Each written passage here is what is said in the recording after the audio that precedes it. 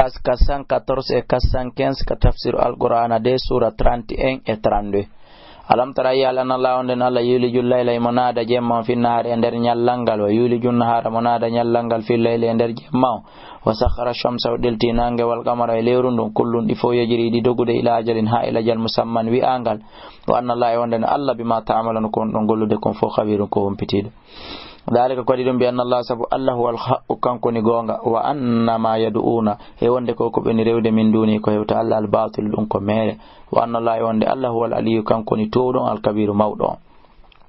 alam tara yali anna al fulka wonde no laadden tajri de dogude fil bahri ender bahar on bi ni'matillahi en sabu nema Allah kan li yuriyakum fi hollo min ayati morde mandeji makko ni inna fi dhalika ande woni dum la ayatin mandeji li kulli sabbarin wonande kala hewdo munyagol shakurin yettone maji Allah ni wa idha ghashiyam suddi be mawjun murulur kazulali wa undu wano nibe da'u Allah be nodday Allah mukhlisina lahu bi labbina madina dinaka falamma najjahum tumande o dande be ilal barri faade kan jorni faminhum atawayna mabbe mo taswidun hakindido wa ma yajadu yaddata bi ayatina ayamen de illa kullu khattarin sona kala hewdo bungogol kafurin yeddo ya ayuhan nas kono yimbe ittaqu rabbakum hulejum wakhshawhu lon kadi yawman nyalande la yajizinde nafata walidun jibindan wala digay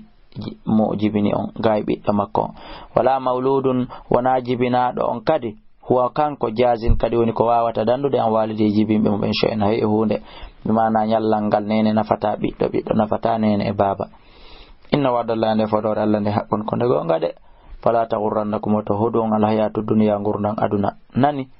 wala yaghurrannakum tahudun billahi ka al gharuru huduru kala ko woni kon fot ko be nguma fot ko jawdi ma ne fot ko biddo ma fot ko laamu laamu ko jogida kon ta dum hode inna Allah andena Allah inda ka makkon ilmu saati gandal andugol fi dargal wa yanzilul ghaytha mo jippina tobongo wa ya'lamu hima andi ma fil arham kon kande rengaji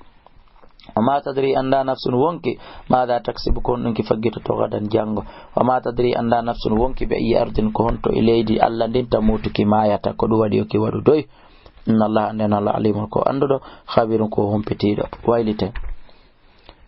سورة السجدة مكية بسم الله الرحمن الرحيم ألف لام ميم تنزيل كتاب يجيب بقول نيدو دفتر لا ريب فيه سيكو على ماير من رب العالمين كنا يمرك الله جيد ويندرن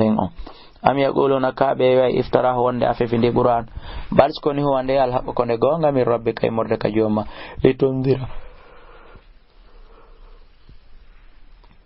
litundira fi awajo qawman yimbe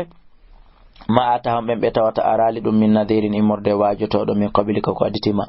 la'allam nagas kambe yahtaduna be feway Allahu alla alladhi wa khalaqa samawati tagudo kamulidi wal arda ilaydi wama baynama konkon hakkunde majji fi sittati ayyamin anar balde jego alata e juma thumma stawarifti o foto niri alal arsh ka hore arsi makko malakum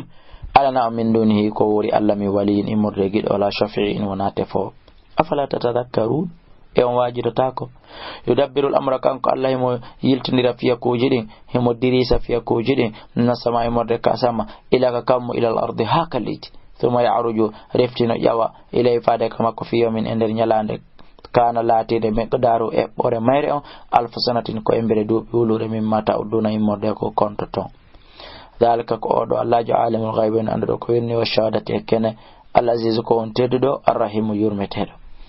alladhi Allah ahsana mojindo kullu shay'in kala wonde khalaqahu tagu mayre on o tagi hala ba ha moji khalaqahu wa bada afudi khalqal insani tagugol neddo min ten immorde lopal summa ja'ala naslahu refti watto e dambe makko den min sulalatin immorde e jokkondiral min immorde sortondiral min ma in immorde ndiyam mahinin hoydan summa sawwa refti fondindirama wa nafakha utta fi makko min ruhi morde ruhu makko wa ja'ala lakum odayon asama noppi wala bisara gete wala fitata e berde dalilan nafani ma tashkurun kon don yetude nemaji Allah din wa qalbi bi aida dalalna yustayuni min majji fil ardi kalida inna min la fi khalqin ma onto ender togo jadidin hesu bals koni hum be bi liqa'i rabbi ma hawrugol jomabbe kafiruna be yeddi qul yatawaffakum pellatuhunna on warayon malakul mauti malaika jo alfina da mayde on alladhi